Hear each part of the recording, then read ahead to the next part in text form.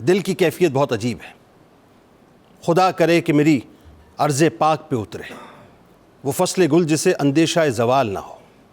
یہاں جو پھول کھلے وہ کھلا رہے صدیوں, یہاں خزاں کو گزرنے کی بھی مجال نہ ہو. خدا کرے کہ میرے ایک بھی ہم وطن کے لیے حیات جرم نہ ہو, زندگی وبال نہ ہو. میں الفاظ کو پرونے کی کوشش ضرور کروں گا, لیکن شاید میں اپنے جذبات اور احساسات کا اظہار ان الفاظ میں کر ہی نہیں سکتا کہ جو چشم فلک نے اس رات سن 1940 کو دیکھے تھے.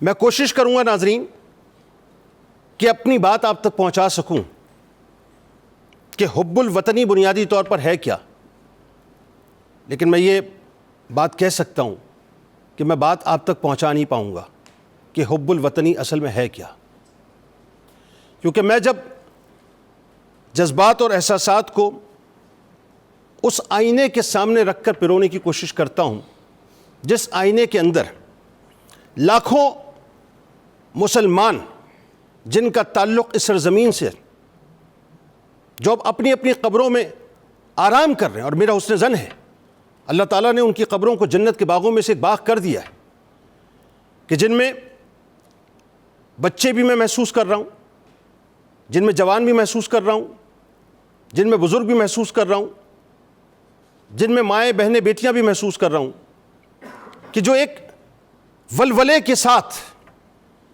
مینار پاکستان کے ارد گرد کھڑے تھے, ظاہر اس زمین پہ کھڑے تھے, اور ایک ہی جذبہ تھا, ایک ہی نعرہ تھا.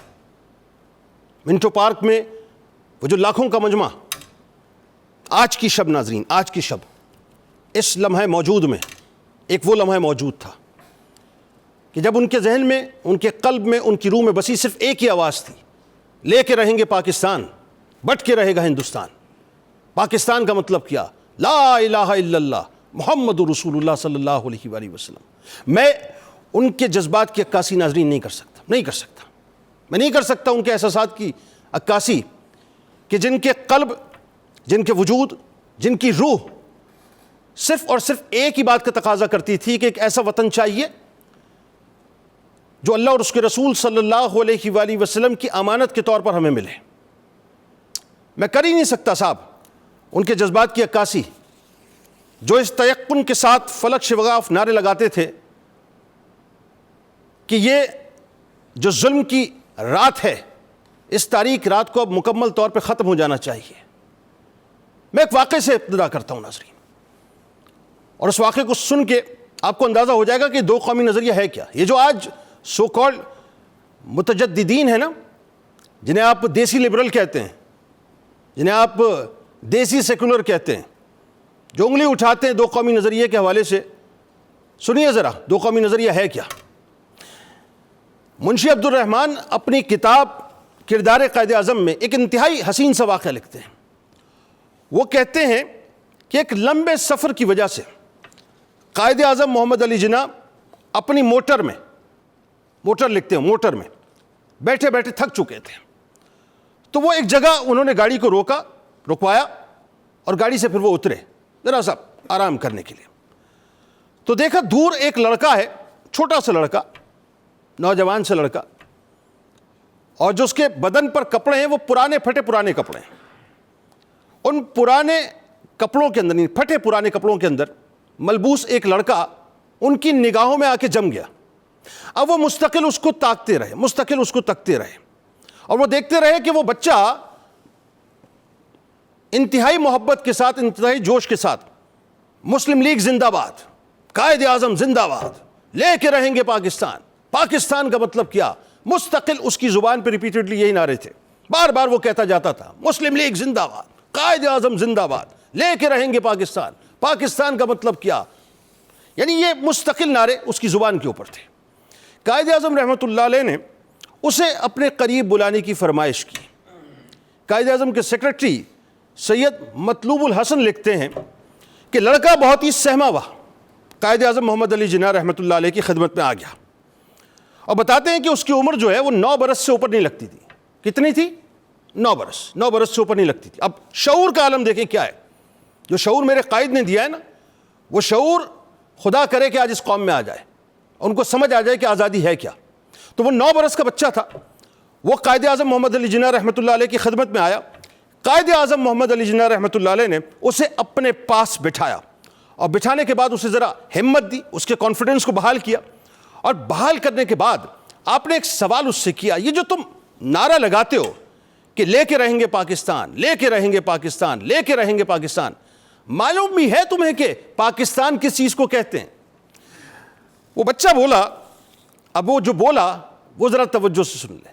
وہ کہتا ہے کہ مجھے اس کے سوا اور کچھ نہیں معلوم, مجھے اس کے سوا اور کچھ نہیں معلوم کہ جہاں ہندو ہو وہ ہندوؤں کی حکومت ہوگی, اور جہاں مسلمان ہو وہاں صرف اور صرف مسلمانوں کی حکومت ہوگی. قائد اعظم محمد علی جناح رحمۃ اللہ علیہ کا چہرہ انتہائی بشاش ہو گیا. آپ نے فرمایا شاباش, لاہور کی قرارداد کی اس سے بہتر کوئی وضاحت ہو ہی نہیں سکتی. یہ ہے ناظرین دو قومی نظریہ. یہ ہے, یہ جو آزادی ہے نا, اس آزادی کی قدر و قیمت کو سمجھنے کی کوشش کریں. خدا کی قسم میں اس وقت لاہور کی سرزمین پہ موجود ہوں, 92 کے اسٹوڈیوز سے براہ راست نشریات کو کر رہا ہوں. میرا بس چلتا, میں پھر ریپیٹ کر رہا ہوں, میں مینار پاکستان کے سائے میں جا کے کھڑا ہوتا, اور مینار پاکستان کے سائے کی جو مٹی ہے اس مٹی کو اٹھا کر اپنے سر پہ ڈالتا, اپنی آنکھوں کا سرما بناتا, اور اس کے بعد براہ راست آغاز کرتا کہ جس مٹی کے اوپر ان ہستیوں کے قدم پڑے ہیں کہ جو محسنین پاکستان ہیں. لوگ کہتے ہیں نا کہ چند ایک نام لینے کے بعد کہ اکابرین پاکستان ہے. میرا فرم بلیو ہے, میرا ماننا ہے کہ پاکستان کی تحریک میں کسی بھی انداز سے, دامے درمے قدمے سخنے, کسی بھی انداز سے ایک بچے نے بھی اگر کوئی کردار ادا کیا ہے نا تو وہ اکابرین پاکستان میں شمار ہوتا ہے, کہ جن کے قدموں کو اس مٹی نے بار بار بوسے دیے ہیں. وہ جو لاکھوں افراد تھے جو جمع ہوئے تھے, وہ کس کے لیے جمع ہوئے تھے؟ ایک آزاد خطے کے لیے. وہ کس کے لیے جمع ہوئے تھے؟ میرے اور آپ کے مستقبل کے لیے. وہ کس کے لیے جمع ہوئے تھے؟ میری آپ کی نسلوں کے مستقبل کے لیے. وہ کس لیے جمع ہوئے تھے؟ کہ جو تکالیف ان کے اوپر گزری ہیں ان تکالیف کو میں اور آپ نہ دیکھیں. جن مصیبتوں سے وہ گزرے ہیں ان مصیبتوں سے میں اور آپ نہ گزریں.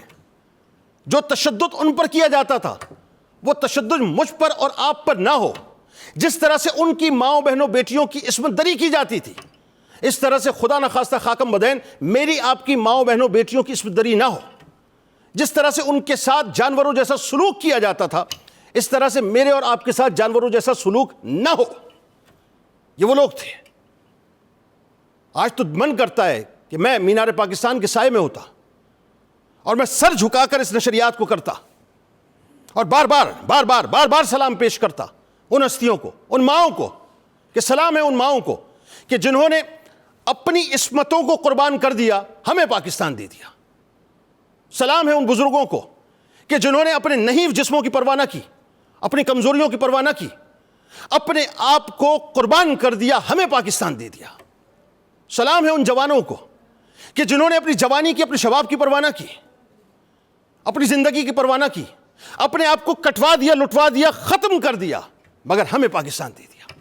اور سلام ہے ان بچوں کو کہ جنہوں نے اپنے بچپنے کی پرواہ نہ کی بلکہ وہ ڈٹ گئے, وہ لڑ گئے, وہ کھڑے ہو گئے, اپنے آپ کو فنا کر دیا, لیکن ہمیں پاکستان دے دیا.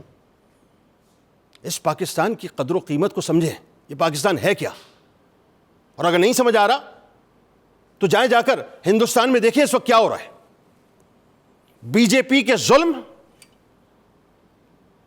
جنتا دل کے ظلم, انتہا پسند ہندوؤں کے ظلم, مسلمانوں کے اوپر پابندیاں در پابندیاں, مساجد کے اوپر قبضے, مسلمانوں کا قتل عام, پھر ان کے اوپر تشدد اور تشدد کے بعد ان سے کفریہ جملے کہلوانا, ان کی اذانوں پر پابندیاں, ان کی عبادات پر پابندیاں. جائیں جا کر دیکھیں, اندازہ ہوگا کہ آزادی بنیادی طور پہ کیا ہے.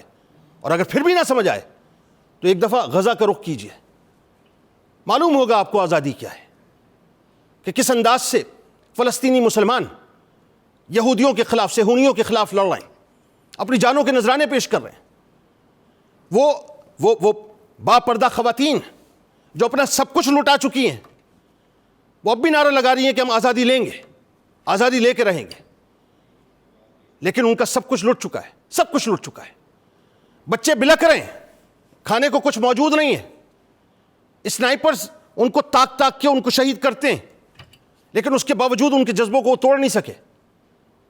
وہ بتائیں گے آپ کو آزادی کیا ہے۔ جائیے جا کر فلسطین کے اندر مسجد اقصیٰ کے باہر جو مسلمان کھڑے ہیں، جن کو آج بھی جمعہ مسجد اقصیٰ کے اندر ادا نہیں کرنے دیا گیا، دروازے ان پر بند کر دیے گئے، اور ان کو باہر اللہ کے حضور سجدے کرنے پڑے، ان سے جا کر پوچھیں کہ آزادی کیا ہے۔ پاکستان پاک استان ہے، پاک استان، پاک استان، بہت پاک ہے یہ استان، بہت پاک ہے۔ اس پاک استان کو نفرتوں کی نظر نہ کیجیے، اس پاک استان کو عداوتوں کی نظر نہ کیجیے، اس پاک استان کو دشمنیوں کی نظر نہ کیجیے، اس پاک استان کو تعصب کی بھٹی کے اندر مت جلائیے، اس پاک استان کو لسانیت کی بھٹی کے اندر مت جلائیے، اس پاکستان کو مذہبی انتہا پسندی کی بھٹی کے اندر مت جلائیے، اس پاک استان کو سیکولرزم کی انتہا پسندی کی بھٹی کے اندر مت جلائیے، اس پاکستان کو تیرا پاکستان میرا پاکستان کی تقسیم میں مت جلائیے، اس پاکستان کو مکر و فریب پر مبنی، جھوٹ پر مبنی، جالسازی پر مبنی، بغض پر مبنی، دشمنی پر مبنی، اناد پر مبنی، اپنے ذاتی مفادات پر مبنی سیاست کی بھٹی کے اندر مت جلائیے۔ جا کر دیکھیں تو صحیح مینار پاکستان کو، کیا پروقار انداز سے کھڑا ہے، جو آج بھی وہ داستان سنا رہا ہے، آج بھی وہ داستان سنا رہا ہے کہ اسی سرزمین کے اوپر لاکھوں افراد قائد اعظم کے لیے جمع ہوئے تھے، اسی سرزمین کے اوپر، اور آج بھی بتلا رہا ہے کہ ایک کوس تھا، ایک کوس، کہ یہ پاکستان جس کو حاصل کرنا ہے یہ بشارت مصطفیٰ صلی اللہ علیہ وآلہ وسلم ہے۔ اللہ کرے کہ ہم سمجھ لیں کہ پاک استان ہے کیا اور پاکستان کی قدر و قیمت کیا ہے۔ آئیے آغاز کرتے ہیں، آج حب الوطنی پہ بات کریں گے، اسلامی تقاضوں پہ بات کریں گے۔ کاش ہمیں سمجھ آ جائے کہ اللہ کا کتنا بڑا انعام ہے یہ پاکستان۔